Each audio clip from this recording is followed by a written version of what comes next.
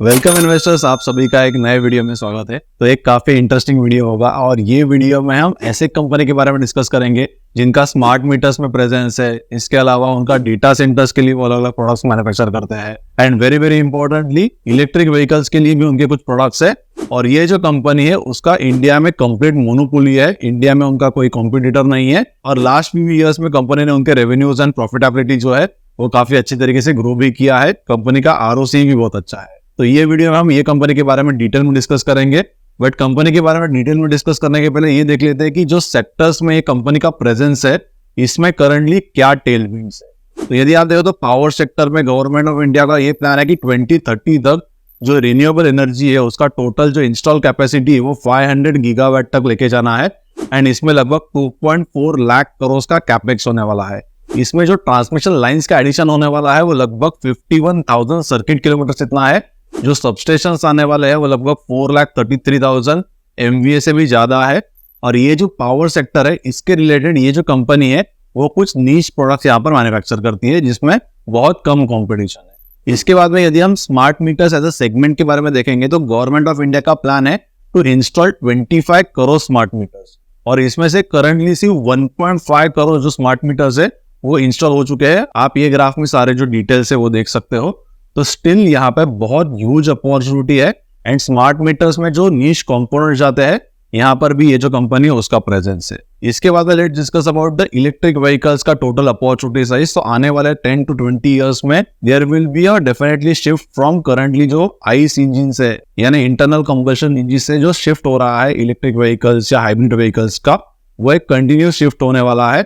और electric vehicles as well as जो hybrid vehicles है इसके लिए भी ये जो कंपनी है वो काफी नीश प्रोडक्ट्स का मैन्युफैक्चरिंग करती है जिसमें इंडिया में कोई भी कॉम्पिटिटर नहीं है। करंटली इलेक्ट्रिक व्हीकल्स का जो सेगमेंट है उसके रिलेटेड थोड़े कंसर्न्स थे, थोड़ा जो ग्रोथ है वो स्लो हुआ था और मेजरली जो स्लो डाउन है वो यूरोप से आया था।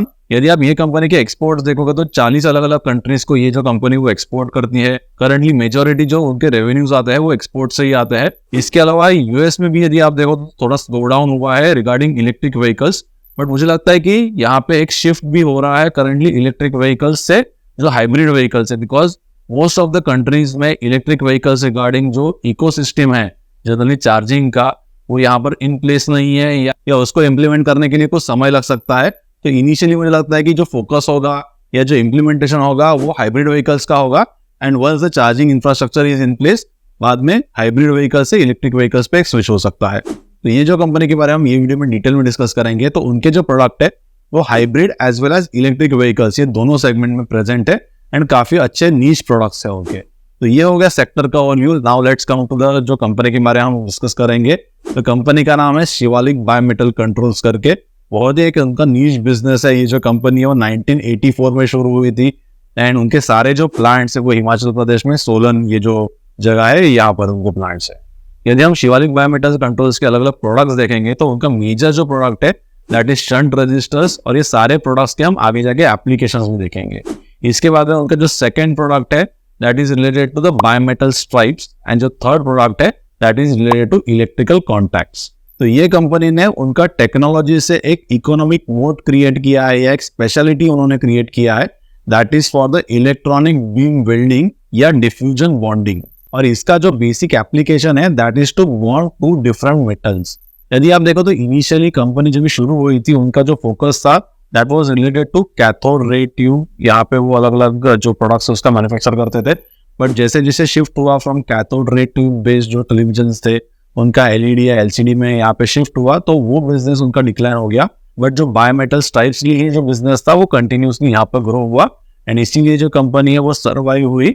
और ये दोनों जो डिविजन है सीआरटी डिवीजन एंड बायोमेटल्स का डिवीजन इसमें एक चीज कॉमन है that is electron beam welding जिसके रिलेटेड कंपनी के पास वर्ल्ड का हाईएस्ट कैपेसिटी अवेलेबल है। सो अभी हम कंपनी के अलग अलग जो प्रोडक्ट्स है उसके बारे में थोड़ा डिटेल में डिस्कस कर लेंगे। तो उनका जो मेजर सेगमेंट है first that is related to bimetallic stripes. तो ये जो थर्मोस्टैटिक बायोमेटल्स होते हैं इसका जो यूसेज है that is to sense the change in temperature. तो बेसिकली ये स्ट्राइप जो होता है वो दो अलग अलग मेटल्स का होता है जिसमें टेम्परेचर कोएफिशिएंट डिफरेंट होता है एंड अपॉन हीटिंग उनका दोनों का एक्सपांशन अलग होता है एंड इसी वजह से जो स्ट्राइप रहती है वो थोड़ी बेंड हो जाती है। तो basically based on that bend जो टेम्परेचर है उसमें क्या चेंज आया है ये मेजर कर सकते हैं। और कंपनी के पास ये बायोमीटर्स टाइप्स के अलग अलग 80 डिफरेंट ग्रेड्स है। इसका यदि आप एप्लीकेशंस यहाँ पर देखोगे तो जो मेजरली एप्लीकेशंस है वो अलग अलग इलेक्ट्रॉनिक या इलेक्ट्रिक अप्लायंसेस में होता है, जैसे कि एसी, रेफ्रिजरेटर या स्विच गियर्स में भी होता है या ऑटोमोबाइल्स में भी होता है। करंटली शिवालिक का ये सेगमेंट में लगभग 16% का मार्केट शेयर है, बट मैनेजमेंट ने गाइडेंस दिया है कि आगे जाके नेक्स्ट फ्यू इयर्स ये मार्केट शेयर इंक्रीज होके can go up to 22%। Now let's discuss about company का जो सेकंड सेगमेंट है, एंड बहुत ही इंपॉर्टेंट सेगमेंट है बिकॉज कंपनी का मेजर जो ग्रोथ हुआ है वो यही सेगमेंट से हुआ है, और ये सेगमेंट का बेसिकली नाम है शंट रेजिस्टर्स। तो शंट रेजिस्टर्स का जो यूसेज है that is basically to control the flow of electricity, and यहाँ पे कंपनी के पास दुनिया में वन ऑफ द लीस्ट जो रेजिस्टेंस है पर्टिकुलरली वो उन्होंने डेवलप किया है। यहाँ पे आप सारा कंपैरिजन देख सकते हो उनके अलग अलग कॉम्पिटिटर्स के साथ। तो ये काफी डिफिकल्ट है अचीव करना, it is very technological dependent innovation, and over the period of time company के जो मैनेजमेंट है उन्होंने R&D करके ये जो प्रोडक्ट है वो डेवलप किया है, एंड इसीलिए ही एक मोनोपोली कंपनी है। इंडिया में उनका कोई भी कंपटीशन नहीं है, एंड ग्लोबली आप देख सकते हो तो काफी कम कंपटीशन है। इसीलिए ही जैसे जैसे उनके एंड एप्लीकेशंस में ग्रोथ होगी, जैसे कि इलेक्ट्रिक व्हीकल्स हो गए या हाइब्रिड व्हीकल्स हो गए, इसके अलावा स्मार्ट मीटर्स में भी उनके ये जो अलग अलग डिवाइसेस हो जाते हैं। हाँ, स्मार्ट मीटर्स के बारे में आगे जाके डिटेल में डिस्कस करेंगे। तो यहाँ पर एक नीश क्रिएट करना by usage of the technology, that is nothing but the moat for this company. Shunt resistors के यदि आप और एप्लीकेशन देखोगे तो उसका यूसेज इन्वर्टर्स, यूपीएस या AC/DC converters, battery management systems in electric vehicles, और इसके अलावा हाइब्रिड व्हीकल्स में भी होता है। FY23 में यदि आप देखो तो कंपनी ने लगभग $23 मिलियन के ये जो शंट रजिस्टर्स है उसका सेल किया था। इंडियन रुपीज में लगभग 210 करोड़ का आता है, and total size of opportunity जो है वो लगभग $210 मिलियन का है। तो करंटली ये सेगमेंट में कंपनी का जो मार्केट शेयर है वो लगभग 12% का है, एंड मैनेजमेंट ने गाइडेंस दिया है कि नेक्स्ट फ्यू इयर्स में शंट रजिस्टर्स में कंपनी का जो मार्केट शेयर हो सकता है that can increase up to 17%। और ये जो शंट रजिस्टर का सेगमेंट है इसमें से लगभग 75% की जो रेवेन्यूज है वो smart meters and automotive segment से आते हैं, एंड रिमेनिंग 25% की जो रेवेन्यूज है वो अदर सेगमेंट से आते हैं। तो स्मार्ट मीटर्स में जैसे कि मैंने आपको पहले बताया कि गवर्नमेंट ऑफ इंडिया का प्लान है टू इम्प्लीमेंट और इंस्टॉल 25 करोड़ स्मार्ट मीटर्स, और स्मार्ट मीटर्स के कुछ एडवांटेजेस भी है कंपेयर टू जो कन्वेंशनल मीटर्स है। जैसे कि सपोज पावर फेलियर हो जाता है तो smart meter can detect it, and जो पावर कंपनी है उनको ये इंटीमेशन भी कर सकते हैं। इसके अलावा जो पावर का थेफ्ट होता है उसको भी स्मार्ट मीटर डिटेक्ट कर सकता है। इसीलिए गवर्नमेंट ऑफ इंडिया का यहाँ पे प्लान है to install 25 crore smart meters, and अब तक सिर्फ 1.5 करोड़ जो स्मार्ट मीटर्स है that has been currently installed, and Shivalik biometers के भी कुछ प्रोडक्ट्स जो है वो स्मार्ट मीटर्स में जाते हैं। लगभग मैनेजमेंट ने ये गाइडेंस दिया है पर स्मार्ट मीटर उनके जो सारे प्रोडक्ट्स है उसका जो प्राइसिंग है या वैल्यू है वो लगभग 150 रुपीज का है। तो यहाँ पर आप कैलकुलेट कर सकते हो कि करंटली 1.5 करोड़ जो स्मार्ट मीटर्स है उनको इंस्टॉल किया है, टारगेट 25 करोड़ का है। तो रिमेनिंग जो स्मार्ट मीटर्स है इसको यदि आप 150 से मल्टीप्लाई करोगे तो साइज ऑफ अपॉर्चुनिटी इंडिया में लगभग 3,300 करोड़ का है only for the smart meters. But ये जो अपॉर्चुनिटी है वो नेक्स्ट 5 to 10 ईयर्स में प्ले आउट हो सकता है। और स्मार्ट मीटर्स के सेगमेंट में जो मेजर कंपनीज है इंडिया की, जैसे कि जीनस पावर हो गया या HP इलेक्ट्रिक हो गया, तो वो ये जो कंपोनेंट्स थे वो चाइना से इंपोर्ट करते थे, बिकॉज स्मार्ट मीटर्स में जो एक्चुअल कंपोनेंट जाते हैं वो बहुत नीश या बहुत स्पेशलिटी कंपोनेंट्स नहीं है, they are kind of a commodity components. इसीलिए वो चाइना से पहले इंपोर्ट करते थे बिकॉज प्राइसिंग यहाँ पे चीप था in China compare to in India. But currently आप देखो तो ये इंपोर्ट भी काफी कम हुआ है because of government intervention, and Shivalik biometer जैसी कंपनीज को कुछ नई ऑर्डर्स या नई इंक्वायरीज भी शुरू हुई है। तो ये जो सेगमेंट से रेवेन्यूज आते थे कंपनी को वो इनिशियली काफी कम थे, बट मुझे लगता है कि नेक्स्ट 6 मंथ्स या नेक्स्ट 1 ईयर में एक अच्छा रैंप अप हमें देखने को मिल सकता है, बिकॉज जो final OEM they will be shifting towards the players like Shivalik bimetals. And India में भी आप देखो तो बहुत ज्यादा कंपटीशन नहीं है for these particular products which goes into the smart meters. और ये स्मार्ट मीटर्स के सेगमेंट में मैनेजमेंट ने गाइडेंस दिया है कि वो उनका जो मार्केट शेयर है वो 10% से इंक्रीज करने वाला है आगे जाके। इसके बाद में let's discuss about the electric vehicles. तो इलेक्ट्रिक व्हीकल्स का यदि आप टोटल डिमांड देखोगे तो मेजरली यानी लगभग 60% का जो डिमांड है वो चाइना से ही आता है। इसके बाद में US एंड यूरोप आ जाते हैं। तो ये जो कंपनी वो लगभग 40 अलग अलग कंट्रीज को यहाँ पर उनके जो शंट्स है वो यहाँ पर एक्सपोर्ट करती है। करंटली कंपनी को जो चैलेंज आ रहा है that is because of US, क्योंकि कंपनी का यूएस में काफी डिपेंडेंसी है एंड इनके जो यूएस के रेवेन्यूज है वो लगभग 45% से डिक्लाइन हुआ है यदि आप Q1 25 को कंपेयर करोगे प्रीवियस ईयर के सेम क्वार्टर से। तो ये एक चैलेंज है। इसके अलावा यूरोप में इलेक्ट्रिक व्हीकल्स के सेल्स तो फ्लैट है बट पर्टिकुलरली शिवालिक बायोमेटल्स का यहाँ पर डिपेंडेंसी कम था यूरोप में, इसीलिए हमें लो बेस के रीजन की वजह से कुछ जो ग्रोथ है वो यहाँ पर हमें दिखाई दे रहा है। बट मोर इंटरेस्टिंगली कंपनी के पास जो हाइब्रिड व्हीकल्स में जो शंट लगते हैं उसका जो प्रोडक्ट है वो भी रेडी है। एंड यदि आप इलेक्ट्रिक व्हीकल्स या हाइब्रिड्स की जो शंट्स है उसका वैल्यू कंपेयर करोगे कंपेयर टू आइस इंजन यानी इंटरनल कंबशन इंजिन्स में भी शंट जाते हैं, बट ये जो वैल्यू का कंपैरिजन है इसमें इलेक्ट्रिक या हाइब्रिड का जो टोटल वैल्यू है that is 4 times higher compare to जो आइस इंजन में जो अलग अलग शंट जाते हैं। इसके बाद में अभी हम देख लेते हैं कि कंपनी के पास मैन्युफैक्चरिंग प्लांट्स कहाँ पर है। तो उनके पास 3 अलग अलग मैन्युफैक्चरिंग प्लांट्स है और तीनों जो प्लांट्स है वो हिमाचल में सोलन ये जगह पे है। एंड कंपनी के पास जो 3 अलग अलग सेगमेंट्स है जैसे कि शंट्स का एक सेगमेंट है या इसके अलावा उनका बायोमेटेलिक स्ट्रिप्स का एक सेगमेंट है एंड जो थर्ड सेगमेंट है which is related to electric contacts. तो ये जो इलेक्ट्रिक कॉन्टैक्ट्स का प्लांट है उसका कैपेसिटी यूटिलाइजेशन लगभग 90% है, बट इसके कंपैरिजन में जो बाकी दोनों सेगमेंट्स है यानी शंट रेजिस्टर का कैपेसिटी यूटिलाइजेशन 40 to 45% है, बायोमेटेलिक स्ट्रिप्स का हार्डली 30-35% है एंड ओवरऑल कंपनी का जो कैपेसिटी यूटिलाइजेशन है वो लगभग 35-36% का है। तो कंपनी करंटली कुछ कैपेक्स कर रही है और ये जो कैपेक्स है वो बेसिकली उनके थर्ड सेगमेंट के लिए है, इलेक्ट्रिक कॉन्टैक्ट्स ये जो सेगमेंट है उसके लिए है। और कंपनी को आगे जाके उनके रेवेन्यूज ग्रो करने के लिए बहुत ज्यादा कैपेक्स भी नहीं लगने वाला है। कंपनी के पास जो करंटली सेटअप है लगभग उससे ही वो 1500 to 1600 करोड़ के जो रेवेन्यूज है वो जनरेट कर सकते हैं विद मिनिमल कैपेक्स। और कंपनी ने शंट रेजिस्टर्स पे जो मोनोपोली हासिल की है इसका जो मेजर रीजन है that is because of the focus on technology, because company की जो मैनेजमेंट है दे आर टेक्नोक्रेट्स। और कंपनी का जो मेजरली R&D जाता है वो बेसिकली 2 डिविजन्स में जाता है, एक तो जो अलग अलग उनको मशीनरीज लगती है फॉर R&D एंड जो सेकेंड इंपॉर्टेंट या वेरी इंपॉर्टेंट सेगमेंट है दैट इज ह्यूमन रिसोर्स। इसके बाद में यदि आप कंपनी के रेवेन्यूज का ब्रेकअप देखोगे तो मेजरली लगभग 60% की जो रेवेन्यूज है वो एक्सपोर्ट से आते हैं एंड ये एक्सपोर्ट्स में से जो 70% की रेवेन्यूज है वो डायरेक्टली क्लाइंट से आते हैं एंड रिमेनिंग 30% जो है वो चैनल पार्टनर से आते हैं। जो रिमेनिंग आप 40% का रेवेन्यू जो इंडिया से आता है इसमें से टोटल कंप्लीट जो रेवेन्यू है वो डायरेक्ट क्लाइंट के एंड से ही आता है, बीच में कोई भी चैनल पार्टनर्स नहीं है। Over the period of time company ने उनके जो एक्सपोर्ट्स है वो काफी अच्छे तरीके से रैंप अप किया है। करंटली कंपनी के रेवेन्यूज में जो थोड़ा स्टैग्नेशन या कंसोलिडेशन हो रहा है इसका मेजर जो रीजन है that is because of the dependency on the US, because US में थोड़ा स्लो डाउन चल रहा है एंड कंपनी के जो यूएस बेस्ड के रेवेन्यूज है उसमें लगभग 40-45% का डिक्लाइन हुआ है कंपेयर टू कंपनी के जो लास्ट ईयर के Q1 2024 के रेवेन्यूज थे from US. Let's now discuss about company के कौन कौन से कॉम्पिटिटर्स है। तो जैसे कि मैंने आपको पहले बताया कि इंडिया में कंपनी का कंप्लीट मोनोपोली है, इंडिया में ज्यादा कोई उनका कंपटीशन नहीं है।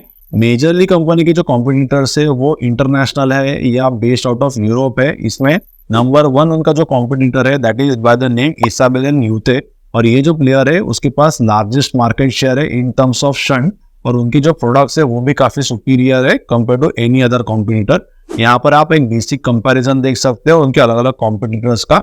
इसाबेल न्यूते के अलावा भी काफी अलग अलग कॉम्पिटिटर्स हैं जैसे कि विशे है, देन रोहम है, बोन्स है, ओमाइट है, याजियो है या केओए करके और एक उनका कॉम्पिटिटर है। इसके बाद में यदि हम उनके क्लाइंट्स देखेंगे तो क्लाइंट्स में वेरी इंपॉर्टेंटली उनकी मोस्ट ऑफ द जो क्लाइंट्स है वो सारे स्टिकी क्लाइंट्स है, बिकॉज जो प्रोडक्ट है it is very very niche product. एक बार कंपनी को नए क्लाइंट को ऑनबोर्ड करने के लिए कुछ समय लग सकता है, बट एक बार क्लाइंट ऑनबोर्ड आ जाता है इसके बाद नंबर ऑफ ईयर्स के लिए वो क्लाइंट को जो भी रिक्वायरमेंट होगी वो शिवालिक बायोमेटल्स ही प्रोवाइड करता है।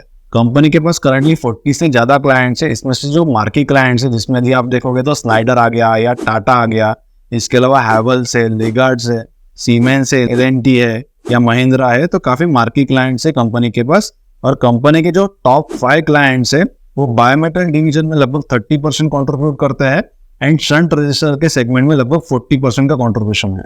Let's now discuss about company ने उनका बिजनेस में क्या मोड्स क्रिएट किए हैं या क्या एंट्री बैरियर्स क्रिएट किए हैं जिससे नए कंपटीशन को एंटर करना काफी डिफिकल्ट हो जाता है। तो first and foremost very important entry barrier which companies management has successfully created is basically उनका टेक्नोलॉजिकल एडवांटेज। कंपनी ने टेक्नोलॉजी पे काफी समय स्पेंड किया है because there management is technocrat and trial and error से उन्होंने बेसिकली जो फाइनल प्रोडक्ट है वो सक्सेसफुली डेवलप किया है और इसीलिए उनके पास इंडिया में बहुत ज्यादा कंपटीशन नहीं है। तो फर्स्ट बेसिकली जो इकोनॉमिकल मोड उन्होंने क्रिएट किया है that is because of technology. Second आप देखोगे तो यहाँ पर क्लाइंट का स्टिकीनेस होता है, यानी क्लाइंट यदि आप देखो तो ऑनबोर्ड करने के लिए काफी समय ले सकता है, 18 मंथ से उससे भी ज्यादा समय ले सकता है। इसीलिए कोई भी नया प्लेयर इमीडिएटली ये सेगमेंट में एंटर नहीं कर सकता है। एंड ऑनबोर्ड होने के बाद यहाँ पे again there is a stickiness, client immediately एक वेंडर से दूसरे वेंडर पे शिफ्ट नहीं करता है बिकॉज जो प्रोडक्ट है that is also very customize product. वो कोई स्टैंडर्ड प्रोडक्ट नहीं है जहां पर आप देखोगे तो जो क्लाइंट का स्टिकीनेस काफी कम हो जाता है, they can switch to different vendors very easily. But ये भी एक इकोनॉमिक मोड या आप देखोगे तो एक एंट्री बैरियर कंपनी ने क्रिएट किया है उनके बिजनेस में। लेट्स नाउ डिस्कस कंपनी को आगे जाके क्या क्या अपॉर्चुनिटीज है। तो first and very important opportunity is जो हाइब्रिड व्हीकल्स है, इलेक्ट्रिक व्हीकल्स है, इसमें जैसे जैसे शिफ्ट होगा फ्रॉम आइस इंजन तो एक बहुत बड़ा अपॉर्चुनिटी कंपनी के लिए ओपन अप हो सकता है, या करंटली भी वो सप्लाई कर रहे हैं। एक ही चैलेंज है जो यूएस का स्लो डाउन है। यूएस का एक बार आप देखोगे तो इकोनॉमी थोड़ा बैक ऑन ट्रैक आ जाएगा तो डेफिनेटली शिवलिक बायोमोटर्स के रेवेन्यूज एंड जो प्रॉफिटेबिलिटी है वो आगे जाके फ्यूचर में काफी अच्छी तरीके से ग्रो हो सकती है। इसके बाद में सेकंड अपॉर्चुनिटी यदि आप देखो तो that is related to smart meters. India में करंटली सिर्फ 1.5 करोड़ स्मार्ट मीटर्स जो है वो इंस्टॉल्ड है एंड जो गवर्नमेंट ऑफ इंडिया का प्लान है that is to reach 25 crore smart meters. तो यहाँ पर भी एक ह्यूज अपॉर्चुनिटी साइज है। इसके अलावा कंपनी इलेक्ट्रिक कॉन्टैक्ट्स के लिए भी यहाँ पर एक नया कैपेक्स कर रही है बिकॉज करंटली जो कैपेसिटी यूटिलाइजेशन है फॉर दैट पर्टिकुलर प्रोडक्ट वो लगभग 90% का है। तो यहाँ से भी एडिशनल जो रेवेन्यूज है वो आ सकते हैं और उनके पर्टिकुलर बिजनेस के लिए बहुत ज्यादा कैपेक्स नहीं लगता। उनके पास जो करंटली सेटअप है इससे ही कंपनी 15 to 1600 करोड़ के जो आप देखोगे तो रेवेन्यूज है वो कर सकती है। कंपनी का आरओसी भी बहुत अच्छा है। मुझे लगता है कि कंपनी का एक स्ट्रॉन्ग बिजनेस है and management is also very very capable. तो ऐसे बहुत अलग अलग जो कंपनीज है हम अर्ली स्टेज में आइडेंटिफाई करते हैं एंड मैंने अलग अलग काफी रिपोर्ट्स मैंने माइक्रोकैप क्लब मेंबर के साथ शेयर की है। लगभग मोर देन 80 कंपनीज के बारे में मैंने डिटेल रिसर्च शेयर किया है जिसमें जनरली जो कंपनीज होती है वो लेस देन 500 करोड़ या लेस देन 1000 करोड़ की मार्केट कैप की होती है एंड यहाँ पर हम अर्ली आइडेंटिफाई करने का ट्राई करते हैं एंड ये जो सारे डिटेल रिपोर्ट्स है वो क्लब मेंबर्स रीड कर सकते हैं। इसके अलावा हम अलग अलग मैनेजमेंट्स को भी हमारे प्लेटफॉर्म पे होस्ट करते हैं। मोर देन 50 मैनेजमेंट्स को हमने होस्ट किया है। ये मैनेजमेंट्स के साथ जो डिटेल इंटरव्यूज है वो अवेलेबल है क्लब मेंबर्स के लिए। तो यदि आपने अब तक माइक्रोकैप क्लब को ज्वाइन नहीं किया होगा तो इसकी जो लिंक है आपको नीचे डिस्क्रिप्शन में मिल जाएगी। बट माइक्रोकैप क्लब ये कोई भी एडवाइजरी नहीं है, ये बेसिकली टूल्स मिल जाएगी रिसर्च के लिए। ये टूल्स यूज करके आप आपका खुद का रिसर्च करके देन यू कैन डिसाइड कि आपको कहाँ इन्वेस्ट करना है और कभी इन्वेस्ट करना है। सो यदि आपको एक अच्छा प्लेटफॉर्म चाहिए with the high quality research तो डेफिनेटली आप माइक्रोकैप क्लब को ज्वाइन कर सकते हो, जो लिंक है आपको नीचे डिस्क्रिप्शन में मिल जाएगी। और ऐसे ही डिटेल एंड इंटरेस्टिंग वीडियोस में हर सैटरडे को 11 o'clock को पोस्ट करता हूँ। तो ऐसे जो वीडियोस है वो जरूर देखते रहिए। Let's meet on next Saturday at 11 o'clock with a detail understanding of one of the micro और स्मॉल कैप कंपनी। और यदि आपको ये डिटेल वीडियो पसंद आया होगा तो जरूर से लाइक कर दीजिए, मेरे चैनल को सब्सक्राइब कीजिए और बेल आइकन पे क्लिक कीजिए ताकि ऐसे जो वीडियोस है वो आपको आगे जाके भी मिलते रहे। So let's meet at 11 o'clock on next Saturday with a detailed understanding of one of the micro and small cap company.